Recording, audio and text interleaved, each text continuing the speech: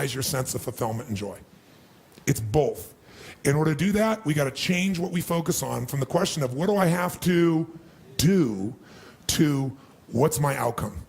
What do I want? What's most important to me? What's the result I'm committed to getting? That one change will change completely how you respond in your life, because it'll change you from focusing where everyone's demanding your attention or what you're afraid of or what might give you pleasure in the moment to what's most important to you. And those, by the way, are the three things that get our focus. If we don't discipline ourselves, what gets our focus? Something we're afraid of, something will give us pain. What's the second thing that gets our focus? If we don't pay attention, something will give us pleasure. It's like, you know what, I'm so stressed out. Oh, that chocolate's looking good.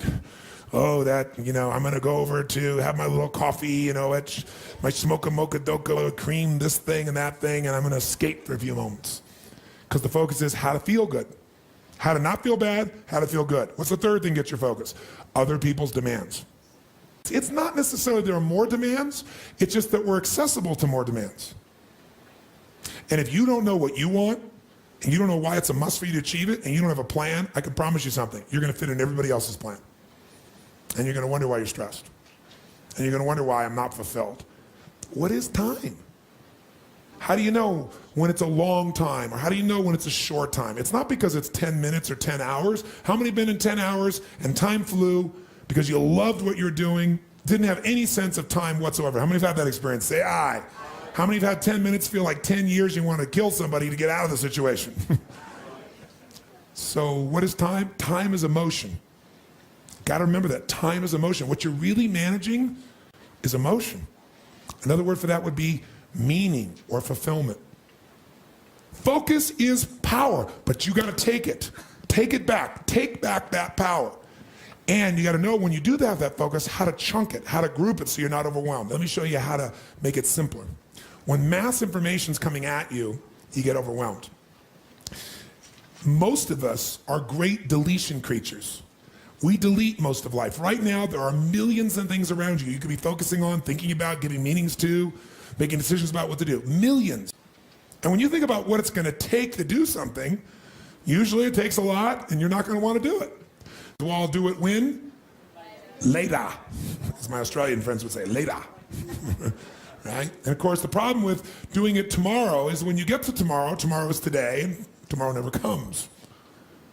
So, and you keep promising yourself. By the way, what does this do to you emotionally when you keep breaking your own promises with yourself? Or you keep failing to do things that you know are important? Does it increase your level of certainty and confidence? No. What it does is it erodes it. And when you erode confidence in one area, believe it or not, it affects the other areas too. Do you believe me on that? Don't believe me. What about your own life experience? Maybe not one area, but it starts to be multiple areas. It sure does. Another reason why somebody doesn't exercise or do anything is because they don't just chunk it too big, they chunk it in too many details. So remember this. Remember this. Change is never a matter of ability. It's always a matter of motivation. I'll say that again. Change is never a matter of ability. It's always a matter of motivation or drive, having strong enough reasons. If you got a strong enough reason, you could figure out the time, couldn't you? So the biggest part of life and time management is knowing what you want and having enough reasons to follow through. But there is one more piece. If you make enough reasons to follow through and you know what you want, but you make the task overwhelming, you'll be overwhelmed. What you focus on, you feel. What you feel, you are moved to somehow actuate. But if you only focus on what you don't want, or what's stressful in your life, what you can't control, or what you screwed up on, or what you messed up on in the past, not going to get where you want to be.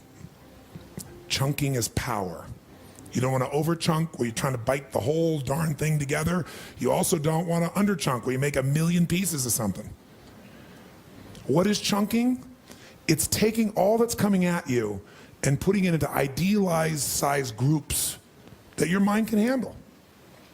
See, science has proven the human brain, consciously, we can only handle what they call 7 plus or minus 2 chunks of information. It's a term that they describe in science, that human beings can only handle 7 plus or minus 2 chunks of information at one time.